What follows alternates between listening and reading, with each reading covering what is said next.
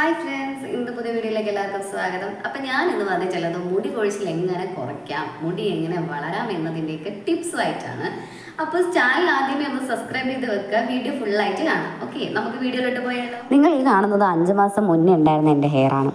ഇപ്പോഴത്തെ ഹെയറും മുന്നത്തെ ഹെയറും കൂടി ഞാൻ ഇതിൽ കൊടുത്തിട്ടുണ്ട്. അപ്പോൾ നിങ്ങൾക്ക് ഡിഫറൻസ് മനസ്സിലാവും. ഈ കാണുന്നതാണ് എൻ്റെ ഇപ്പോഴത്തെ ഹെയർ. ഇതിന് വേണ്ടിയിട്ട് ഞാൻ യൂസ് ചെയ്തതെന്ന് വെച്ച് കഴിഞ്ഞാൽ കറ്റാർ വാഴയാണ്. കറ്റാർ വാഴ നമ്മൾ ഉപയോഗിക്കേണ്ട രീതിയിൽ ഉപയോഗിച്ചാൽ ഇതുപോലെ നല്ല അടിപൊളി റിസൾട്ട് കിട്ടും.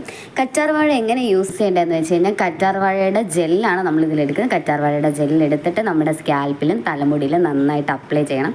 അങ്ങനെ 1 മണിക്കൂർ അപ്ലൈ ചെയ്ത് വെച്ചതിന് ശേഷം നല്ല തണുത്ത വെള്ളത്തിൽ നമ്മളത് കഴുകിക്കളയണം. ഇങ്ങനെ ഡെയിലി നമ്മൾ യൂസ് ചെയ്ത് കഴിഞ്ഞാൽ അത് ഇതുപോലത്തെ അടിപൊളി റിസൾട്ട് കിട്ടും. നമ്മൾ ഈ കറ്റാർ വാഴ തലയിൽ യൂസ് ചെയ്യുമ്പോഴത്തേനും നമ്മളെ തല നന്നായിട്ട് തണുക്കും. ഈ തല തണുക്കുമ്പോഴത്തേനും നമ്മുടെ മുടി വളരാനും മുടി കൊഴിച്ചിൽ കുറയാനും ഇത് സഹായിക്കും. ഇതിൻ്റെ ഡീറ്റെയിൽ വീഡിയോ വേണമെന്നുള്ളവർ കമൻറ്റ് ചെയ്യുക. അടുത്ത വീഡിയോയിൽ വീണ്ടും കാണാം. Okay, by.